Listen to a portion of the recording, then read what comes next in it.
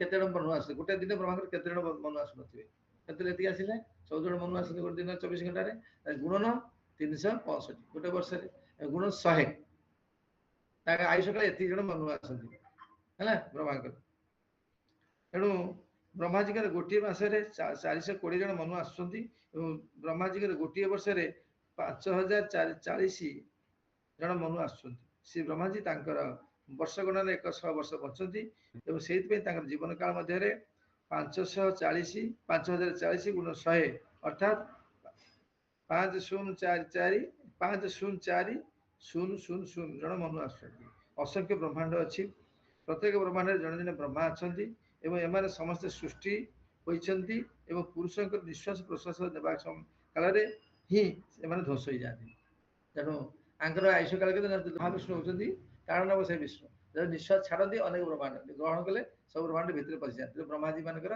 ଆୟୁଷ ଗଲା ବ୍ରହ୍ମାଙ୍କର ଆମ ବ୍ରହ୍ମାଙ୍କର 4ଟା ମୁଣ୍ଡ ପୂର୍ଣ୍ଣର 8ଟା ମୁଣ୍ଡ କାହାର 16 କାହାର 32 କାହାର 64 ଏଭଳିଆ ମୁଣ୍ଡ ଅଛି ବ୍ରହ୍ମାଙ୍କର ବ୍ରହ୍ମା ମୁଣ୍ଡ ଅଧିକା ହେଲେ ତାଙ୍କର ଜୀବ ସୃଷ୍ଟିର ମାନେ ସେତେ ଅଧିକା ଚାଲାକି ହୁଅନ୍ତି ତେଣୁ ଏଥିରୁ ଯେକୌଣସି ବ୍ୟକ୍ତି ସହଜ ଅନୁମାନ କରିପାରିବ କିପରି କୋଟି କୋଟି ମନୁ ସେଇ ପୁରୁଷଙ୍କ ନିଶ୍ୱାସ ପ୍ରଶ୍ୱାସ କାଳରେ ଆସୁଛନ୍ତି ଓ ଯାଉଛନ୍ତି ଯେଉଁ ମନୁଗଣ ଏହି ବ୍ରହ୍ମାଣ୍ଡରେ ଅତ୍ୟନ୍ତ ପ୍ରସିଦ୍ଧ ସେମାନେ ନିମ୍ନମୁକ୍ତ ଅଟନ୍ତି କୋଉମାନେ ସେମାନେ ସ୍ୱୟଂ ମନୁ ସ୍ୱରଚିଷ ମନୁ ଉତ୍ତମ ମନୁ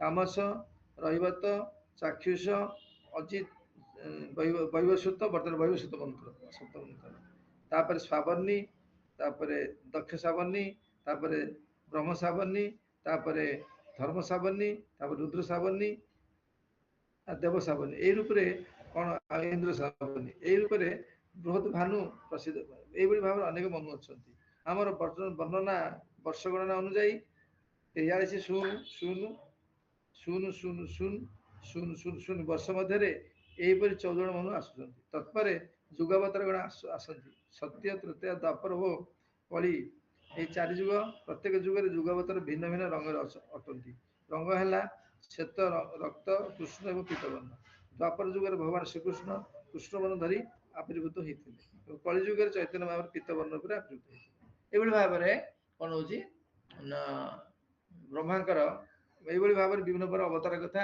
ଶ୍ରୀଲ ପ୍ରଭୁପାଦ ବର୍ଣ୍ଣନା କରିଛନ୍ତି ପ୍ରାମାଣିକ ଗ୍ରନ୍ଥ ମାନଙ୍କରେ ଭଗବାନଙ୍କର ସମସ୍ତ ଅବତାର କଥା ବର୍ଣ୍ଣନା କରାଯାଇଅଛି ତେଣୁ ପାଷାଣ୍ଡୀଙ୍କୁ ଅବତାର ସାଜିବାର ଅବକାଶ ନାହିଁ ତେଣୁ ଆପଣମାନେ ଅନ୍ୟକୁ ଅବତାର ଭଗବାନଙ୍କ ଅବତାର ବୋଲି ସ୍ୱୀକାର କରୁଛନ୍ତି ଏଇଟା ଗୋଟେ ହଉଛି ଭ୍ରାନ୍ତ ଧାରଣା ଆପଣ ମାନଙ୍କର କାହିଁକି ନା ଆମର ସେତିକି ଜ୍ଞାନ ନାହିଁ ହେଲେ ଆମକୁ ଜ୍ଞାନ ଅର୍ଜନ କରିବାକୁ ପଡିବ ଆମେ ଯେ ଆମ୍ବ କିଣିବା ପୂର୍ବରୁ ଆମକୁ ଆମ୍ବ ସମ୍ବନ୍ଧୀୟ ଜ୍ଞାନ ଅର୍ଜନ କରିବାକୁ ପଡିବ ହେଲା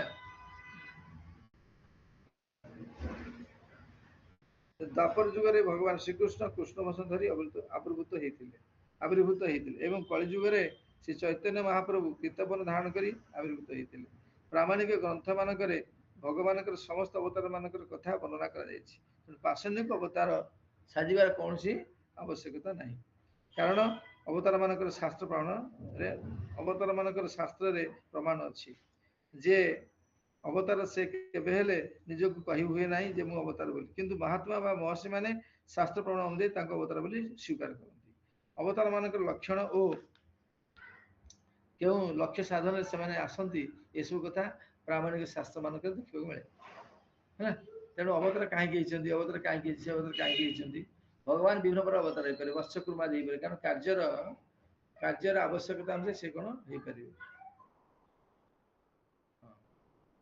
କାର୍ଯ୍ୟର ଆବଶ୍ୟକତାକୁ ନେଇ ସେ ବିଭିନ୍ନ ପ୍ରକାର ଅବତାର ଗ୍ରହଣ କରିପାରିବେ ତାପରେ ପ୍ରତ୍ୟକ୍ଷ ଅବତାର ମାନଙ୍କ ବ୍ୟତୀତ ଅସଂଖ୍ୟ ଆବେଶ ଅବତାର ଅଛନ୍ତି ପ୍ରତ୍ୟକ୍ଷ ଅବତାର ଅସଂଖ୍ୟ ଆବେଶ ଅବତାର ଅଛନ୍ତି ସେମାନେ କଥା ମଧ୍ୟ ପ୍ରାମାଣିକ ଶାସ୍ତ୍ରରେ ବର୍ଣ୍ଣନା କରାଯାଇଛି ଏହି ଅବତାର ଗଣ ପ୍ରତ୍ୟକ୍ଷ ଭାବରେ ତଥା ପରୋକ୍ଷ ଭାବରେ ଶକ୍ତି ପ୍ରାପ୍ତ ହୋଇଥାଏ ପ୍ରତ୍ୟେକ ଅବତାର ଗଣ ଶକ୍ତି ପ୍ରାପ୍ତ ହେଇକି ଆସିଥାନ୍ତି ଯେତେବେଳେ ସେମାନେ ପ୍ରତ୍ୟେକ ଭାବରେ ଶକ୍ତି ପ୍ରାପ୍ତ ହୋଇଥାନ୍ତି ସେତେବେଳେ ସେମାନଙ୍କୁ ଅବତାର କୁହାଯାଏ ଯେତେବେଳେ ସେମାନେ ପ୍ରତ୍ୟେକ ଶକ୍ତି ପ୍ରାପ୍ତ ହେବେ ତାଙ୍କୁ ଅବତାର କୁହାଯିବ କିନ୍ତୁ ଯେତେବେଳେ ସେମାନେ ପରୋକ୍ଷ ଭାବରେ ଶକ୍ତି ପ୍ରାପ୍ତ ହେବେ ତାଙ୍କୁ ବିଭୂତି ବୋଲି କୁହାଯିବ ଭଗବାନ ବିଭୂତି ବୋଲି କୁହାଯିବ ଆଉ ବିଭୂତି ଏବଂ ଅବତାର ଭିତରେ ଏହି ହେଉଛି ଫରକ ପ୍ରତ୍ୟକ୍ଷ ଶକ୍ତି ପ୍ରାପ୍ତ ଅବତାର ମାନଙ୍କ ମଧ୍ୟରେ କୁମାରଗଣ ନାରଦ ପୃଥୁ ଶେଷ ଓ ଅନନ୍ତ ଆଦି ଅନ୍ୟତମ ଅଟନ୍ତି ଭଗବାନଙ୍କର ବିଭୂତି ମାନଙ୍କ ସମ୍ପର୍କରେ ଶ୍ରୀମଦ ଭଗବତ ଗୀତାରେ କୁହାଯାଇଛି विभूति जोगरे जे सविशेष भाव वर्णना कराई विभिन्न प्रकार अवतार मानकर उत्पत्ति स्थल होउचंती श्री गर्भोदक साई विष्णु तेणु मतांतर होची क्षीरोदक साई अछंती एवं गर्भोदक साई मतांतर तेणु एटा जानिया पड़िबो मतभेद अछि सुप्रा माता जी बावळा हबन तो आज्ञा महाराज बावळा हबन तो कोटी गर्भोदक साई विष्णु के कहउचंती अवतार मान उत्पत्ति स्थल के कहउचंती क्षीरोदक साई विष्णु बावळा हबा नाही तो ନାଇଁ महाराज हां एटा मतभेद एटा हम जाइनु आज्ञा এই বিষ্ণু মানে অবতার মানে এই বিষ্ণু মানে প্রত্যক্ষ পরোক্ষ অଛନ୍ତି প্রত্যক্ষ গুড়াক যে ସେମାନେ ହଉଛନ୍ତି ଭଗବାନଙ୍କ ଅବତାର ଆଉ ଯେ ପରୋକ୍ଷ ଶକ୍ତି ପ୍ରାପ୍ତ ହେଇଛନ୍ତି ସେ ହଉଛନ୍ତି ବିଭୂତି ତାକୁ ବିଭୂତି କୁହାଯାଏ ଭଗବାନ ବିଭୂତି ସେମାନେ ବା ଯେଉଁଠି କିଛି ଅସାଧାରଣ ଶକ୍ତି ପ୍ରକାଶ ପାଏ ଜାଣିବ ସେଟା ଭଗବାନ ବିଭୂତି ସେ ସଂଶ୍ଳିଷ୍ଟ ହେଇଛି ତାପରେ ଏଭଳି ଭାବରେ ଆମେ କଣ କଲେ ନା କେତେ ତମର ଶ୍ଲୋକ 5 କଣ କଣ କଲେ କଣ କଲେ ଶେଷ କଲେ ତାପରେ 6 ଶ୍ଲୋକ 6 ଚାଲ स एवं प्रथमं वेद सॉरी स एवं प्रथमं देव ओमारं सर्वमाश्रित चचार दुश्चरं ब्रह्मा ब्रह्मचर्यम् अखण्डितम् स एव प्रथमं देवः कौमारं सर्वमाश्रितः चचार दुश्चरं ब्रह्मा ब्रह्मचर्यम् अखण्डितम्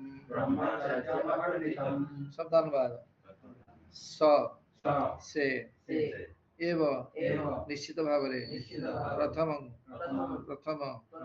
देव परमेश्वर कुमार नाम नामित सर्गम सृष्टि आश्रित चचार अनुष्ठान कले दुश्चरण आचरण करिवा अत्यंत कठिन ब्रह्मा का आदेश रे ब्रह्मचर्य अद्वैय ब्रह्म प्राप्ति निमित्त उद्दिष्ट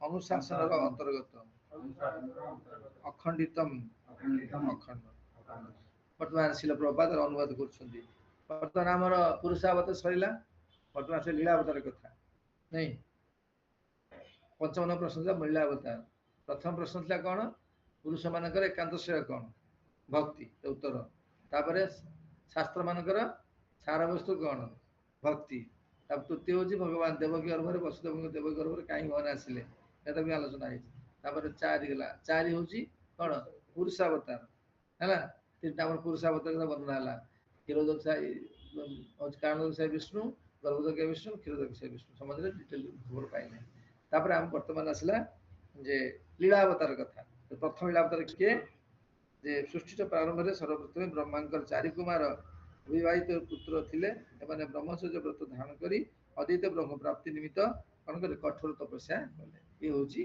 चारि कुमार भगवान अवतार ये बाबा लीलावतार कथा आसला भौतिक जगतर सृष्टि पालन एवं पुणी निर्दिष्ट काल पर तार ध्वंस हेउछि अतएव सृष्टिकर्ता ब्रह्मांकर नाम अनुसार विभिन्न सृष्टिर विभिन्न नामकरण होइछि ऊपर वर्णित कुमार माने आविर्भूत होई आम मानक पार्थिव जगत रे थाई ब्रह्म प्राप्ति निमित्त मार्गदर्शन कराई छंती एवं घोर तपस्या कोन करी अवलंबन करी अखंड ब्रह्मचर्य अवलंबन करी कोन करछनी से कोन करछ हमकु सिखै छथि किपरि एही जगत रही मध्य कोन करी आमे कोन करी जगत उद्धार हे परिबा यही कुमारगण आवेश अवतार अर्थन कुमारगण होचंदी आवेश अवतार सत्य आवेश अवतार कठोर सुखलित व्रत धारण करिया पूर्व से समस्ते ब्रह्मत्व प्राप्त होइतिले हां या द्वारा सूचित हेउ जे जने प्रथमे ब्राह्मण गुण आहरण करबा आवश्यक है ना तो प्रथम ब्राह्मण गुण आवश्यक न हेले भक्ति दान करबा बड़ कष्ट करि जे तेनु या द्वारा सूचित हेउ जे जने प्रथमे ब्राह्मण गुण आहरण करबा आवश्यक केवल जन्म द्वारा नुहे कि जने जन्म द्वारा ब्राह्मण तार नहीं गुण रे ब्राह्मण हो योग्यता हासिल करबा दरकार ତତ୍ପରେ ସେ ବ୍ରହ୍ମାନୁଭୂତି ଲାଭକୁ ନିମିତ୍ତ ତପସ୍ୟା କରିପାରେ। ତାପରେ ବ୍ରାହ୍ମଣ ଗୁଣକୁ ଆସିଲା ପରେ ସେ ବ୍ରହ୍ମାନୁଭୂତି ଅର୍ଥାତ୍ ଭଗବାନଙ୍କ ଅନୁଭୂତି ଲାଭ କରିବା ପାଇଁ ତପସ୍ୟା କରିପାରେ। ଇଏ ହେଉଛି କ'ଣ ହେଉଛି ଇଏ ହେଉଛି କ'ଣ ନା ମାନେ ପ୍ରଥମ ଅବତାର। ପ୍ରଥମ ଆସିଲା ଲୀଳାବତାର ହେଲା। ଲୀଳାବତାର ଭିତରେ ପୁରୁଷାବତାର ଆସୁଛି। ଏଇ କ'ଣ ଆବେଶ ଅବତାର ହେଉଛି 7। ଦ୍ୱିତୀୟଂ ତୁ ଭବାୟାସ୍ୟ ରସାତଳ ଗତାଂ ମହିମ୍ ଉଦ୍ଧରିଷ୍ୟନ୍ମୁ ପାଦତ ଯଜ୍ଞେଶ ଶୌକରଂ ବପୁଃ। ଶବ୍ଦାନୁବାଦ। ଦ୍ୱିତୀୟ ତୁ କିନ୍ତୁ ଭବାୟ ମଙ୍ଗଳ ନିମିତ୍ତ ଅସ୍ୟ ଏହି ପୃଥିବୀର ରସାତଳ ଗତାଂ ପତିତ ହୋଇଥିବାରୁ ମହିମ୍ ପୃଥିବୀ ଉଦ୍ଧରିଷ୍ୟନ୍ ଉଦ୍ଧାର ନିମିତ୍ତ ଉପାଦତ୍ତ ସ୍ଥାପନ କଲେ ଯଜ୍ଞେଶ ପରମ ଭୋକ୍ତା ଶୌକରଂ ଶୁକରର ବପୁଃ ଅବତାର। ଅନୁବାଦ। ତାପରେ ଦ୍ୱିତୀୟ ଆସିଲା ଦ୍ୱିତୀୟ ଅବତାର। ଦ୍ୱିତୀୟ ମାନେ ଲୀଳାବତାର କ'ଣ ସମସ୍ତ ଯଜ୍ଞର ଉପଭୋକ୍ତା ଶୁକର ଅବତାର ଗ୍ରହଣ କଲେ। ଏହା ଦ୍ୱିତୀୟ ଅବତାର। ଏହି ପୃଥିବୀର ମଙ୍ଗଳ ନିମିତ୍ତ ସେ ପୃଥିବୀକୁ ବ୍ରହ୍ମାଣ୍ଡର ନିମ୍ନତମ ସ୍ତରରୁ ଉପରକୁ ଉଠାଇଲେ। ନିମ୍ନତମ ଉପରକୁ ଉଠାଇଲେ। ଏ ବିଷୟରେ ମୁଁ କାଲି ଆପଣଙ୍କୁ ବୁଝେଇବି, ଡିଟେଲ୍ସ ବୁଝେଇବି ହେଲା। ବର୍ତ୍ତମାନ କ'ଣ ଆମ ଷ୍ଟାର୍ଟ ହେଲା ଲୀଳାବତାର। ମୁଁ କାଲି ବୁଝେଇବି ଆକୁ ସୁନ୍ଦର ଭାବରେ ବୁଝେଇବି। ଆଚ୍ଛା ଆ ଭିତରେ ଆମର କାହାକୁ ମାଲୁମ ଥିବ ନିଶ୍ଚିତ ଜ୍ୟୋତିଷ ମ୍ୟାଡ଼ାମ ଜାଣିଥିବେ, ନିଶ୍ଚିତ ଭାବରେ ଆମର ଜାଣିଥିବେ ଆମର ସୁପ୍ରମତି ଜାଣିଛ ନା? ଏଇଟା ବୁଝେଇବି କାଲି। ସତ୍ୟବରା ସ୍ତ୍ରୀ ଜଣ ଦି ଜଣ ଆସିଥିଲେ ସେଇଟା ତ କହୁଛନ୍ତି। କ'ଣ ଯୋଉ ବରାହାଦେବ ଆସିଥିଲେ ଦିଥର ସେଇଟା କହୁଛନ୍ତି ତ? ହଁ କୋଉଠି ପ୍ରଥମେ କୋଉ ମନ୍ଦିରରେ ଆସିଥିଲେ? ମନେ ପଡୁନି ଠିକ ମହାରାଜ। ହଉ ଠିକ ଅଛି କାଲି ବୁଝେଇବା। ଜ୍ୟୋତିଷ ମ୍ୟାଡ଼ାମ ଅଛନ୍ତି ନା ପଳେଇଲେଣି?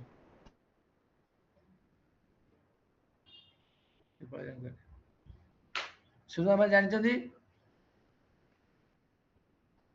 ଆଜ୍ଞା। ପ୍ରଥମ ବରାହ ଅବତାର କୋଉ ମନ୍ୱନ୍ତରର କଥା? ପ୍ରଥମ ବରାହ ମାନେ ଶ୍ଵେତବରାହ। କୋଉ ମନ୍ୱନ୍ତର କଥା ସେଇଟା? ଯେ ନାକ ବାହାରିଥିଲେ। ହଁ କୋଉ ମନ୍ୱନ୍ତର କୋଉଟା? ଯେ ପ୍ରଥମ ଏଇ ଯୋଉ ସ୍ୱୟଂ ସେ ଇଏ ଫାଷ୍ଟ ସ୍ୱୟଂ ଆଜ୍ଞା। ଦ୍ୱିତୀୟ ସେକେଣ୍ଡ ଟାଇମ ଯୋଉ ହେଇଥିଲେ ଲୋହିତ ବରାହ କୋଉ ମନ୍ୱନ୍ତର? ଲୋହିତ ଏବେ ଯୋଉ ମନେ ପଡୁନି। ଷଷ୍ଠ ମନ୍ୱନ୍ତର ଚାକ୍ଷୁଷ ମନ୍ୱନ୍ତର ହେଲା।